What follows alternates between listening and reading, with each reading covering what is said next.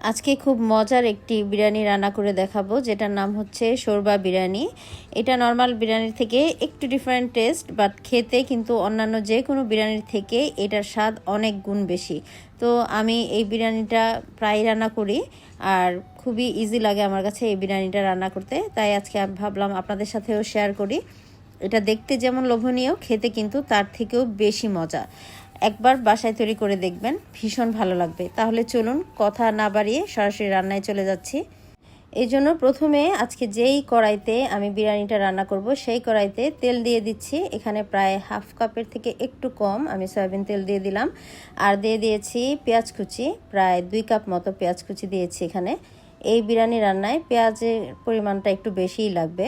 প্রথমে পেঁয়াজ কুচিগুলোকে হালকা একটু গোল্ডেন ব্রাউন করে আমি ভেজে নিব, মোটামুটি বেরেস্তা করে নেব আর কি।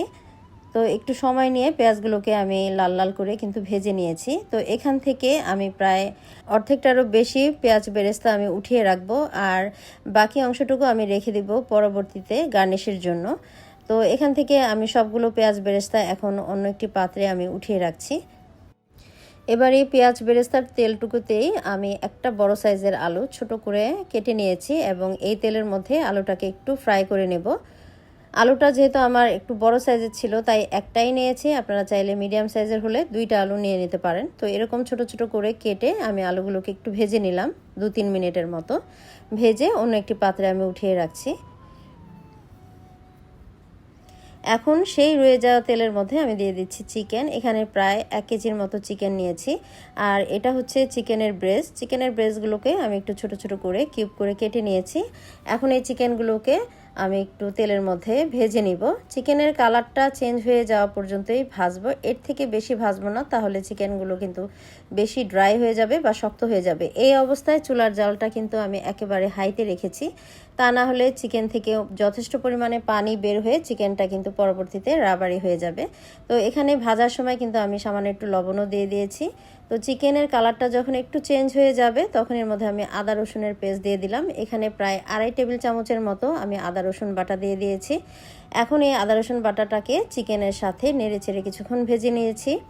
আর ভাজতে ভাজতে এখানে দিয়ে দিচ্ছি গোটা কিছু গরম মশলা। এখানে এলাচ, দারচিনি, কয়েক টুকরা লবঙ্গ দিয়েছি, সাথে দিয়ে দিলাম জয়ফলের 4 ভাগের 1 ভাগ, আর একটা জয়ত্রীর 4 ভাগের 1 ভাগ দিয়েছি।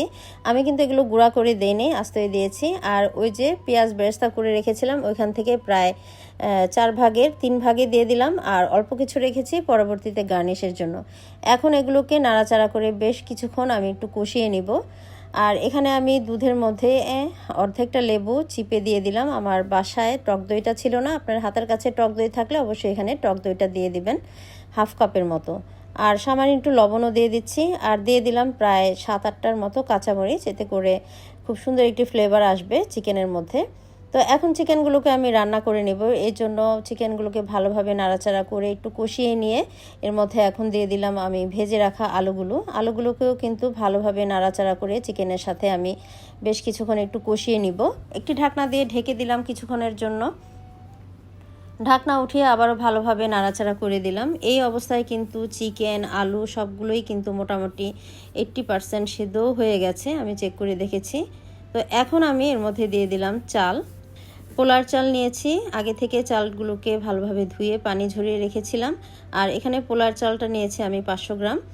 তো এখন এই চালটাকে এই চিকেন এবং আলুর সাথে বেশ ভালোভাবে নাড়াচাড়া করে আমি সময় নিয়ে কিন্তু একটু ভেজে নিয়েছি, আপনারা দেখতেই পাচ্ছেন। আর এই ভাজাটা অবশ্যই করবেন, এতে করে কিন্তু পোলাওতে এবং বিরিয়ানিতে খুব সুন্দর একটি ফ্লেভারও আসবে। আর এখন আমি এর মধ্যে দিয়ে দিচ্ছি পরিমাণ মতো পানি। 500 গ্রাম পোলার চালের জন্য এখানে আমি প্রায় 800 গ্রামের মতো পানি দিয়েছি। এখন এটাকে বেশ ভালোভাবে নাড়াচাড়া করে দিয়ে এখানে আমি 2 টেবিল চামচ পরিমাণ দিয়ে দিলাম গুঁড়া দুধ, আরও দিয়ে দিলাম 7-8টার মতো কাঁচামরিচ, সামান্য একটুখানি ঘি দিয়ে দিলাম।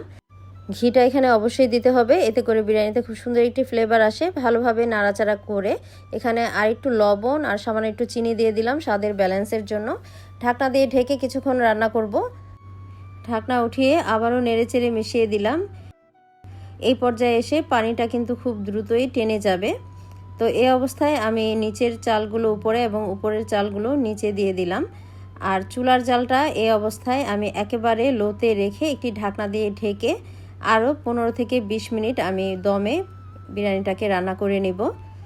প্রায় 15-20 মিনিট পর এসে আমি এখন বিরিয়ানিটাকে নাড়াচাড়া করে দিচ্ছি। আর আপনারা দেখতে পাচ্ছেন বিরিয়ানিটা কত সুন্দর ঝরঝরা হয়েছে। তো এখন আমি এর মধ্যে দিয়ে দিব পেঁয়াজ বেরেস্তা। উপর থেকে গার্নিশের জন্য পেঁয়াজ বেরেস্তাগুলো দিয়ে দিচ্ছি। এই পেঁয়াজ বেরেস্তাটা অবশ্যই দেওয়ার চেষ্টা করবেন, এতে করে বিরিয়ানিতে কিন্তু খুব সুন্দর একটি ফ্লেভারও আসে আর দেখতেও ভালো লাগে। এখন এই পেঁয়াজ বেরেস্তা দিয়ে আমি আবারও ঢাকনা দিয়ে ঢেকে রাখবো চুলার উপরে কিছুক্ষণ। এই হলো আমার বিরিয়ানির ফাইনাল লুক। দেখতে যতটা না সুন্দর, খেতে তার থেকে অনেক বেশি মজার। আপনারা এইভাবে বাসায় তৈরি করে খেতে পারেন। এটা বানাতেও খুবই সহজ আর অল্প কিছু উপকরণেই কিন্তু তৈরি করে ফেলা যায়। তো আজকের এই রেসিপিটি ভালো লাগলে অবশ্যই একটি লাইক, কমেন্ট, শেয়ার করে দিবেন। তো ভালো থাকবেন সবাই। পরবর্তী রেসিপিতে আবারও দেখা হবে। আল্লাহ হাফেজ।